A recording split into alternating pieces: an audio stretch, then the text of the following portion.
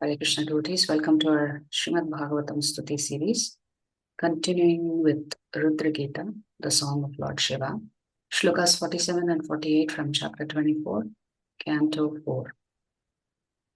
Priti prahasita pangam Priti prahasita pangam alakairupa shobhitam alakairupa shobhitam lasat pankaja kinjalka lasat pankaja kinjalka dukulam mrishtakundalam dukulam mrishtakundalam Puratkireetavalaya spurat kiritavalaya Haranupurameekhalam haranupurameekhalam Shankhachakragada Padma shankha gada padma Mala Manyuttamadhrimat.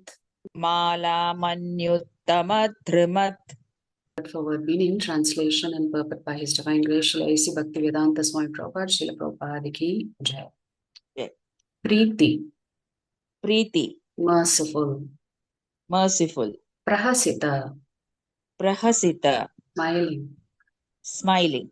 Apangam, Apangam, sidelong glance. sidelong glance. Alakaihi, Alakaihi, with curling hair. with curling hair. Rupa, Rupa, beauty. beauty. Shobhitam, Shobhitam, increased. increased. Lasat, Lasat, glittering. glittery. Pankaja, Pankaja, of the lotus. of the lotus. Kinjalka, Kinjalka, saffron. saffron. Tukulam, Tukulam, clothing. clothing. Mrishta, Mrishta, glittering. glittering. Kundalam, Kundalam, earrings. earrings. Spurat, Spurat, shiny. shiny. Kirita, Kirita, helmet. helmet. Valaya, Valaya, bangles. bangles. Hara, Har, necklace. necklace. Nupura, Nupura, ankle bells. ankle bells. Mekhalam, Mekhalam, belt. belt. Shankha, Shankha, conch shell. conch shell. Chakra, Chakra, wheel. Gada, gada, club. club. Padma, Padma, lotus flower. lotus flower. Mala, Mala, garland. garland. Money, Money, pearls. pearls. Uttama, Uttama, first class. first class. Riddhimat, Riddhimat, still more beautified on account of this. still more beautified on account of this. Translation. The Lord The Lord is super excellently beautiful is super excellently beautiful on account of his open and merciful smile on account of his open and merciful smile and his sidelong glance upon his devotees. and his sidelong glance upon his devotees. His black hair is curly His black hair is curly and his garments waving in the wind waving in the wind appear like flying saffron pollen from lotus flowers. appear like flying saffron pollen from lotus flowers. His glittering earrings, shining helmet, bangles, garland, ankle bells, waist belt, and various other bodily ornaments combine with conch shell, disc, club, and lotus flower to increase the natural beauty of the Kaustubha pearl of the Kaustubha pearl on his chest. on his chest. Prabhupada writes, the word Prahasita Panga, referring to Krishna's smile and sidelong glances at his devotees, specifically applies to his dealings with the gopis. Krishna is always in a joking mood when he increases the feelings of conjugal rasa in the hearts of the gopis. The conch shell, club, disc, and lotus flower can be either held in his hands or seen on the palms of his hands. According to palmistry, the signs of a conch shell, club, lotus flower, and disc mark the palms of great personalities and especially indicate the Supreme Personality of Godhead. So it's a very short purport Prabhupada has written. But what is Lord Shiva focusing on here? The smile, the merciful smile and glance, not just a straightforward glance, it's a sidelong glance upon his devotees. So this meditating on the form of the Lord is very, very powerful. Srila Prabhupada says in the same canto in an earlier chapter, Prabhupada says that one who meditates on the personal form of the Lord never falls down, which means they'll never get entangled with material things. So the beauty of the spiritual world and the beauty of the material world is very, very different. So you could say that the beauty of the material world is a very pale reflection of the real beauty of the spiritual world. But topping all of that is the Lord's smile. The Lord himself is all beautiful, he's all attractive. But when he smiles, it is the most beautiful thing that a devotee beholds. So in the Brahma Samhita, the 31st shloka, the shloka goes as follows. Alola Chandrakala Sadbanamalya Vamshi Ratnangadam Pranayakeli Kala Vilasam Shyamam Tribhangalalitam Niyata Prakasham Govindamadi Purushantamaham Vacham. So one of the shlokas of Lord Brahma, he is describing the Lord as follows. I worship Govinda, the primeval Lord, around whose neck is swinging a garland of flowers. So even the garland is restless, it is swinging. Beautified with the moon locket, whose two hands are adorned with a flute and jeweled ornaments, who always revels in pastimes of love, whose graceful threefold bending form of Shyamasundara is eternally manifest. So the Bible says that man is made in the image of God. So that means they believe in the form, that the Lord has a form, and therefore even human beings have a form like the Lord, two-handed form. But the atheists say that man is so great, he's so great that he's even invented God. So that is the mood of the atheists, that we are so powerful, that man is so powerful, we can do anything, including creating a God. Everything is possible for a man. So there are different types of prayers. Essentially, this whole Rudra Gita is a prayer from Lord Shiva. So the Bhagavatam itself says that there are 4 different types of prayers. One is the glorification of the Lord, and that's exactly what this Rudra Gita is about. It is simply glorifying the Lord. Actually, all the shlokas that we will go through is just a glorification. The second type of prayer is one of gratitude. This you will see in the Gajendra Moksha, because the Lord comes to rescue his devotee. So Gajendra is expressing his gratitude to the Lord for coming to rescue him. Then there is a prayer where you're actually asking for material things, like Dhruva Maharaj. He is asking for many material things. That's a form of the prayer. It doesn't consist of the stuti that we did recently. But praying for material things is also a form of prayer. And then praying for forgiveness is also a form of prayer, which Lord Brahma does after the Brahma Vimohan Leela, where he kidnaps the Gopa boys and the calves. So there is glorification, there is an expression of gratitude, there is an expression of regret and forgiveness, and then there is an expression of wanting something from the Lord. So there are 4 types of prayers. And these specific prayers of the Rudra Geet is a pure glorification of the Lord. Then the Shastras also say there are 5 different kinds of worship, 5 different types of worship, you could say.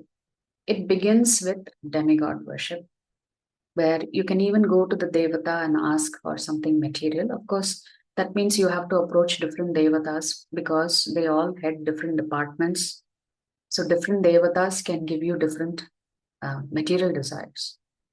So one Devata cannot give you all of your material desires. So you will end up worshipping multiple personalities and asking them for whatever it is that they have the authority to give you on behalf or on behest of Krishna. So one is demigod worship. The second type of worship is the worship of the universal form of the Lord, which is described in the 11th chapter of the Bhagavad Gita. Actually, if you read the Bhagavatam, it says the universal form of the Lord is also temporary. So therefore, it is mostly an imaginary form. You are everything that is there in the material world, you are attributing it and seeing it in the Lord himself. So in that sense, it is the Vishwarupa Darshan. The third type of worship is the impersonal worship, the focus on the Brahma Jyoti aspect of the Lord, the light emanating from the Lord's body. The fourth type of worship that Krishna describes in the Bhagavad Gita is the worship of the Lord for material desires, where he says, what is this? That shloka in the 7th chapter, Chaturvidha bhajante mam janas sukriti no arjuna arto jignasur arthati jnani cha bharatarshava. So 4 types of pious people: those who are in distress, those who want wealth, those who are curious, and those who want to know about the absolute truth. So that is the 4th type of prayer or worship, I would say. And then the 5th type of worship is worshipping Krishna himself by identifying him as a supreme personality or Godhead. But of course, Krishna himself says in the Bhagavad Gita that such personalities are very rare. Such Mahatmas are sudurlabha, very, very rare. It's very rare to worship Krishna. So demigod worship, the worship of Vishwarupa Darshan, the worship of the impersonal aspect of the Lord, the worship of Krishna for material things, and then the 5th one is the worship of Krishna for the sake of serving Krishna. Now here, in this particular shloka, Lord Shiva is focusing on the smile. And there is a wonderful chapter in the Nectar of Devotion. Actually, I will just look at the chapter title. It is chapter number 45 in the Nectar of Devotion. The chapter itself is titled Laughing Ecstasy. So there are different types of ecstasies one experiences in the process of practicing devotional service. So many feelings, compassion, laughter, etc. So in this particular chapter, Rupa Goswami is describing 6 different types of smiles and laughter. And we'll compare it to what we read in the shloka of Lord Shiva. So I'm just reading the paragraph directly from Nectar of Devotion. According to Srila Rupa Goswami's calculation, laughter in ecstatic love can be broken down into 6 divisions.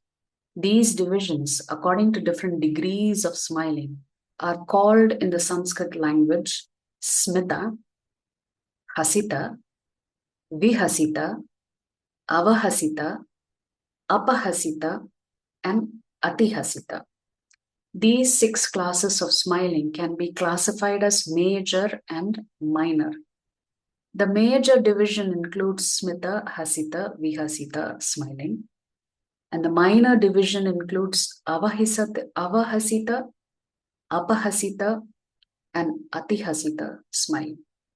So to describe these 6 different types of smiles, you could say, Rupa Goswami continues, that smita is a slight smile where you cannot see the teeth of the individual smile. So it's a gentle smile, you could say.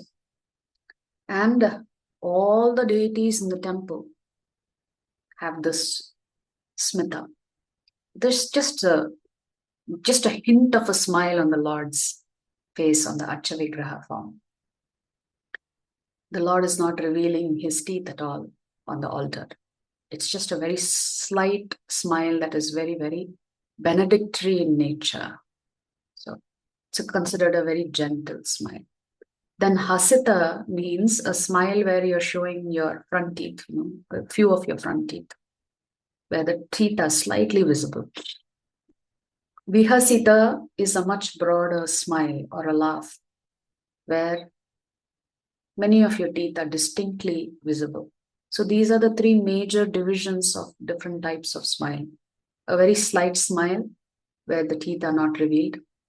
Then slightly teeth is revealed, and then all the teeth are revealed in laughter, vihasita. Then the 3 minor divisions, avahasita, is a loud laugh. And in that laughter, your face becomes, scrunched up, your nose scrunches up, and your eyes end up squinting, etc. So it's like a very loud laugh where your entire facial muscles are engaged. Then the apahasita is considered a type of laughter that is accompanied by tears in the eyes and the shaking of the shoulders. This type of laughter is called apahasita. Then atihasita is a kind of laughter that is overwhelming, that kind of laughter where you're not able to really control yourself. So your whole body moves and you're clapping your hands.